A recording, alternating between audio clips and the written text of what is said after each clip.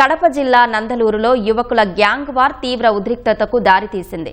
నందలూరు ప్రభుత్వ జూనియర్ కళాశాల సమీపంలో నాగిరెడ్డిపల్లకు చెందిన యువకులు నందలూరు యువకుల మధ్య ఘర్షణ చోటు చేసుకుంది. గతంలో ఉన్న పాత కక్షల నేపథ్యంలో ఇరు వర్గాలు గొడవకు దిగారు.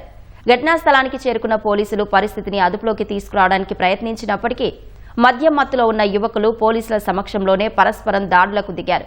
పరిస్థితి అదుపు తప్పుతుండటంతో పోలీసులు లాఠీచార్జ్ నిర్వహించి యువకులను చెదరగొట్టారు. గొడవలో గాయపడిన యువకులను ఆసుపత్రికి తరలించారు. ఘర్షణపై పోలీసులు కేసు నమోదు చేసి దర్యాప్తు చేపట్టారు.